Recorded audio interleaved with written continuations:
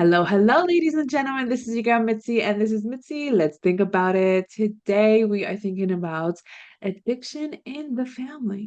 This is a big topic because sadly to say, it's happening more often than not. Families are affected by addiction around them, and we need to think about this. So luckily for me, I have Kathy on my show who's going to be sharing her perspective and letting us know a little bit about her book that shares her experience about this as well. So thank you so much, Kathy, for coming on my show. How are you doing today? Great. Thank you for having me.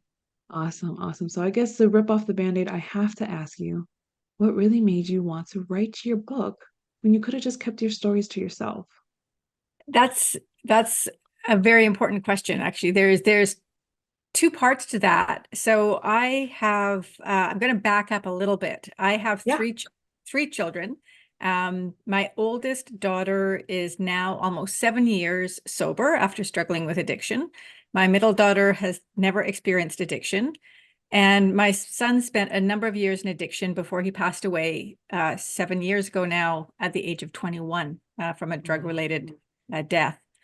So I began writing my book after his death because I it was one way for me to start to make sense of it, not just how he lived in addiction and how that impacted me, but also how he was in recovery and how that also impacted me. Yeah. And the lessons that he brought into our whole family when he was in recovery started our whole family down a recovery path, and that will continue for generations to come. So he had brought a hope to us through his recovery that I wasn't ready to let go of. And I wanted to share that hope with others because there were so many years where I felt completely hopeless Mm. living with his addiction. And why I think it's important, why I chose to, that's why I wrote it, but why I chose to really put it out into the world is I think it's incredibly important for us to share our stories in whatever way we Yes. feel safe and able to do. Not everybody is going to put a book out there everywhere, but um, because there are so many of us, and yet we feel so alone. And when we can connect with others who have had shared these really difficult experiences, we can feel supported and we can feel understood. And that is the foundation for healing. Yes, I like that. I like that very much just because not a lot of people acknowledge the fact that their child is going through this. You know what I mean? We talk about, people see it in the news or they see it all over the place, wherever they may live, that, like people are struggling with drugs. It's a big epidemic that society's trying to handle and buckle down. Yeah. And people don't realize that the families that are attached to that human being because they're still human, that human being that's struggling at the moment, because that's what it is. It's at the moment. Unfortunately, I'm sorry for your loss that your son, got taken from this, but I'm so proud and so happy to hear that your daughter's 7 years sober. Wow, that's a strong one. I Mhm. my husband's 3 years sober, and sometimes he's like, some days are harder than others, but it's the push to keep going forward that is what is Mhm. keeps going, so I completely understand that this is a conversation that's most definitely needed, and the fact that you wrote a book so that other parents can have that community, because let's be honest, we need to start making a community and make it known that the family is not at fault, or the family is not a big trigger. Sometimes stuff just happens, so I guess. It and even the child themselves is not, there's no way that Tristan, when he was 15 and entered his active addiction, he was not at fault either. He was a victim of circumstance and genetics and trauma, and and it certainly was not my fault. Maybe I did everything I possibly could have, and so do most parents, and yet there's the shame, there's the stigma attached to parenting youth in addiction that keeps us quiet as well. Yeah, that's true. That's very true. So I'm just curious because a lot of the times when people associate parents to their child that's struggling with addiction, they usually say one or two words: abandonment or enabling. What Mhm. does that what does that make you think about when you hear that? Well, I think that parents generally get a bad rap anyway, and particularly mothers. I think if any child exhibits any negative behavior, people are very quick to blame the parents and blame mothers in particular.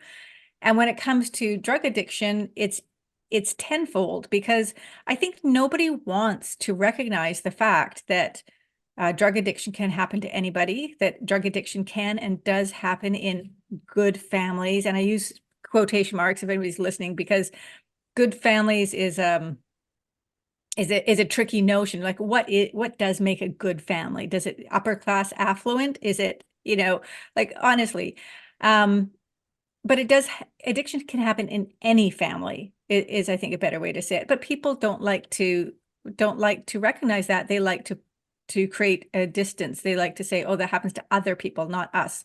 Exactly. And and then they like to find a reason for it. And if it's, blaming the parents is a simple and easy excuse. It is absolutely 100% not true. There is not, I have spoken to hundreds of parents and mothers at this point, and there have been um, not a single mother that has not cared deeply, and done everything. And I have talked to, people who have shown the tough love, people who have been enabling, people who have, tried everything. The reality is when you have a loved one who is in active addiction and who is operating from a place of addiction, you have no control. And that is another really frightening aspect for parents. Yeah. And I think for people outside looking in, like we always want to think, oh, if we just did this or if we just did that, things are going to change. And the frustrating and frightening reality is that is not the case when you are dealing with a loved one in addiction. You really have to come to terms with your lack of control. Yeah, most definitely. And I love that. I love the way that you put that because I'm a mother, I have two young boys and Mhm. to know that one day they're going to grow up and make their own decisions, good or bad, that I have to stand there and just deal with it. And that's kind of basically what you have to do. You have to see it unfold, but you can help as much as you can. But in all actuality, it comes down to that individual is now an individual. So Yeah. that person has to make up their own mind and decide for themselves when they're ready, and people don't want to accept that, and it's hard as a parent because we see them, we love them, we watch them grow, and to Yeah. see the hurt that we can't fix, see the pain that we can't feel because they only feel that. And that's a topic that people don't talk about. As parents, we don't talk about that enough because you know I'm so sorry. I thought I had my phone on silent. I'm so sorry. I'm gonna just I, silent quick. I didn't hear that. I didn't hear that. But Oh, you didn't? Okay, good. I think that's one of the reasons why parents don't talk about it so much is because of the judgment, right? It's like, when I was parenting Tristan when he was a youth, 15, 16 years old in addiction, if I tried to talk to anybody, all they would do is give me a whole bunch of ridiculous advice about how I should be parenting differently, and that would make a difference, as if it never occurred to me to ground my child or never occurred to me to take away his Nintendo. Like honestly, that it's if for people who live in that situation, the advice is ridiculously Yep. misplaced. So there's no point in talking about it to people who don't understand, which is why I think it's so important to develop a community of people who do understand. Exactly. Exactly. We need to create a better understanding and a Mhm. better voice and a better light to this darkness because it's so dark that people don't even want to acknowledge it at times. They live in denial like, "Oh no, my child doesn't do that." Like you said earlier, like, "No, this will never happen to me. It only happens to such and such type of people." But in reality, everybody, no one's exempt from this. You know what I mean? No one is exempt from drug addiction because it can happen. And you know what? No parent is exempt from denial either. I'm a fairly logical, practical, pragmatic kind of person, and yet I lived in denial for quite a long time with Tristan. And I certainly was an enabler, if you want to, if you want to stick a label on it. Um, Okay. and looking back, people even now, like historically, going through the drafts of my book with various people, it's like, oh, some of them were saying, well, don't you want to say how you should have done it differently? And it's like, hell no, because I what I did was the best I could. And what every Exactly. parent does is the best they can. And if a parent operates from a place of love and intention and purposefulness with their child in addiction, they're freaking heroes. So I'm not casting judgment or blame on myself back then, which means I'm not casting blame on the mother who is struggling today or tomorrow with a similar situation. Exactly. I think that's really well said. Just because you are doing the best that you can at that moment. You're only given so many tools by the Yeah. circumstances that you were raised by or the environment that you are exposed to, the perspective that you decide to have growing up. All of this is very subjective. And I think when you stop beating yourself up as a parent, I think that's when you can start like truly start healing within. I mean, is that right? Because I'm pretty sure you had to get to that point where you need to start realizing, that, you know what, Kathy, it's time to do some self-healing. I mean, you got to that point? I came to that kicking and screaming. I really had no idea how lost I was to myself. And it took Tristan entering rehab. Okay. And then I joined the parent group in his rehab treatment center as a way to better understand what Tristan was going through, better, as a way to be a better parent in recovery. In other words, I joined this parent support group for Tristan, and I quickly became a parent that it was not about him. In fact, it was had little to do with our kids. It was learning how to be the best we can be for ourselves again. And that was, I do write about that in the book. That was certainly a life-changing period of time for me, where I was able to step back and try to realize that I was responsible for my own life, regardless of what my children were doing or not doing. Mhm. The only life I was responsible for at that point Yeah, was my own. exactly. I think that's a great. You just have been having great points after great points. Thank you. Thank you for sharing this because, as I keep saying, it needs to be said. People need to be thinking about this. Family and addiction is a real, real topic, and it's not about being a hot topic. It's about being a real topic. These Yeah. are real conversations and real books that need to be said. And I'm glad that you didn't change your book by what you should have done, by what you really did, because you needed to be authentic. More people are, that's what they do. They sugarcoat, cover coat, make it pretty and bubbly so that people can accept it. But people, when it's real and gritty and it's ugly and it's pretty and everything in between, people are like, man, it's boring. But boring's real. It's what really happened in your life. It may be boring to hear, to watch, but it's not boring in my life. What I experienced, what I I don't think experienced there's was anything, real.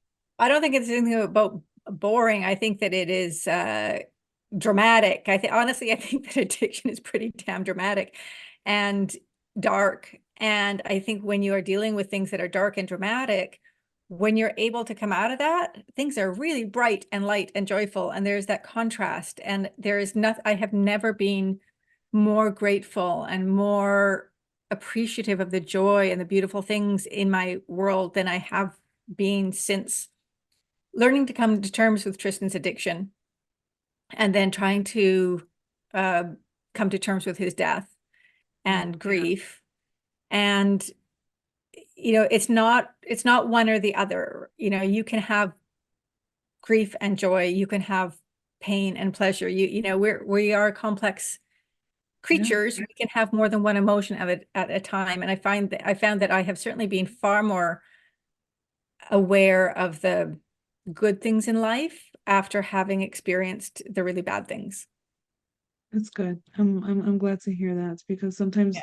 sadly to say, people don't get to see still the good after the bad. But for you to say that you're still able to see that, and that family group was for the parents, helping them re-guide them for their own reconnection with themselves is important. I'm glad that they did that because sometimes they make it seem like, oh, the parents, like you said earlier, are to blame, but in reality, we're just doing our best and really trying, and we need to focus on that healing within ourselves because we're learning as we're going. People don't realize that parents are learning as we're going. Like we're figuring Yes. this out. Oh, is it working today? Great. Is it not working today? Oh, okay.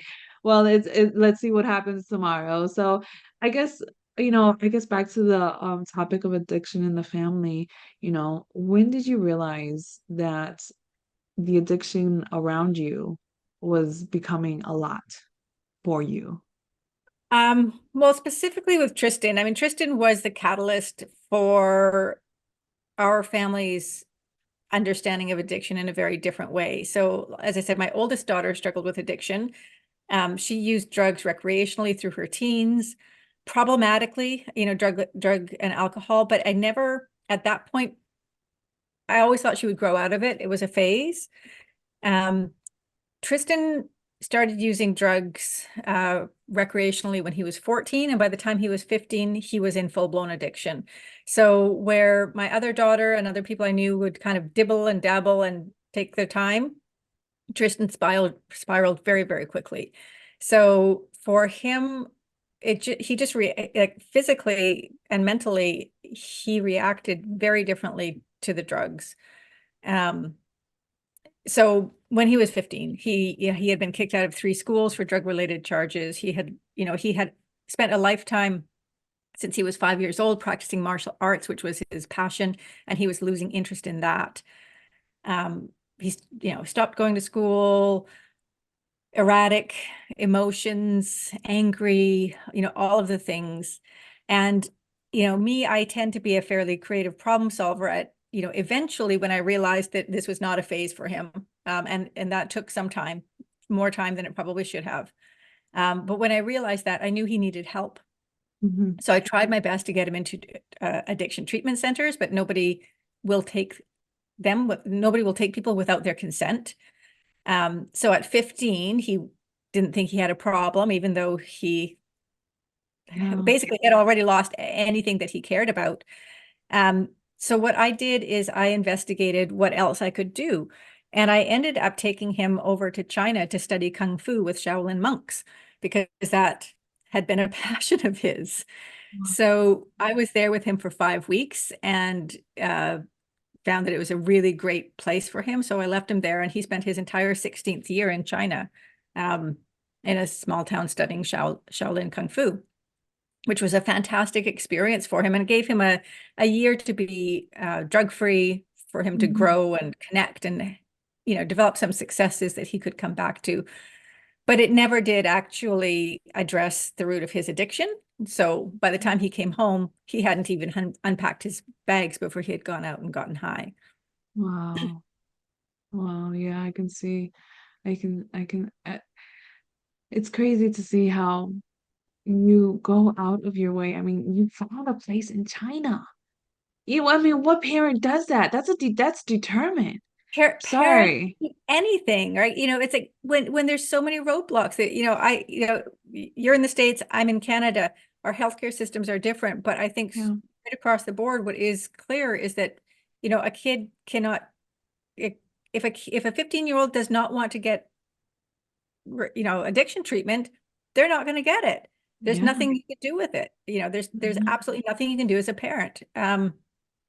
So I needed to find something. And that Yeah. was my solution. Hey, I like it. I like it a lot. Hats off to you because I wouldn't have done that. I wouldn't even know what I would do, to be honest. I mean, my kids are way too young to even think that far. But goodness, I give you props because it shows that you were determined. Like I'm willing to send you to the across the earth Mhm. to make sure that I can do what I can do. At least I can live knowing that I tried. And I Yeah. and I and I applaud you for that because you can have that peace of mind that you did what you could to try. And as a mother, I would do the same thing. I would do exactly the same thing. And I love how you also describe the difference between your daughter's addiction versus your son's addiction, how one was, in and out, it's not really that serious versus the other one that was this real quick, real quick, and it just shows the difference. You know what I mean? It just shows the difference how addiction can here in our family very differently, and I Mhm. think just paying attention to that is important. So, I mean, if there's any teens, because I have young folks listening to me as well, I mean, if you can give young folks some advice before actually going down this hill, this spiral with drugs, I mean, what tip could you give them? Interestingly, I think that for many kids, like before they go down that spiral, they don't see it coming, right? So they're on it bef before they know, and then there's very little they can do. I'm not about to say don't ever use drugs. Of course, Yes, if you can not use drugs, don't use drugs.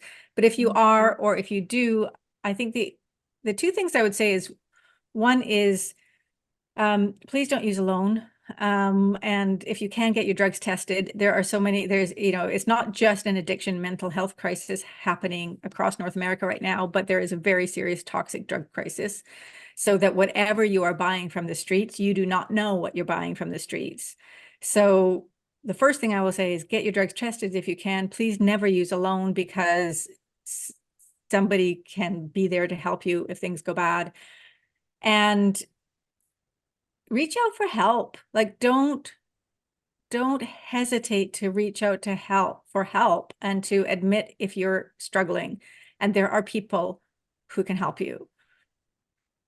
There you go. I like that. It's there. That's very wise words to share amongst the young folks so that they can really truly think about this. You were honest. Hey, can't tell you to stop doing drugs. Can't tell you to stop because you probably are doing it. But be smart about it. That's Yeah. it. Be smart about it. Make smart decisions. And Because that's ask for help because yeah. so many people like there is nothing to be ashamed about in addiction. And our society tells you that there is, but they're wrong. Yeah, Addiction is a disease. If your body reacts differently to drugs, your psyche reacts differently to drugs, that's part of your body. That's not on you. You deserve just as much help as anybody who has a broken leg or any other, medical condition, because that's what it is. So, exactly. yeah. Exactly. It is a condition and people need to start seeing it that way. And I think this is a great conversation. So I'm curious, if you could tell your younger self anything, what would you tell your younger self? That's because say, hold on, it's going to be a ride. I don't Right? Let's be honest. Get know. ready, Kathy. It's gonna That's be a ride. Yeah, but if I had to do things differently or give any advice to me, it would be to again find the people. Like, don't keep things inside. Find the people who understand. Share your story. Um, don't be ashamed. There's nothing that you have done, I have done, my kids have done that has not been done before. And just find the support you need. There you go. I like that. I like that very much. Thank you so much, Kathy, for this time. It has been a really great conversation. Thank you for your authenticity, your transparency, just being your true, honest self and sharing it with me and my audience. I really hope that people take this into consideration. If anybody's curious about the book, please check out her website, check out her book. I'll have a link all on my YouTube channel as well as on my website. You can find her lovely photo and boop boop. Go and check her out because you can have content to keep on thinking. Because that's the point, is to keep on thinking, y'all. With that being said, bye.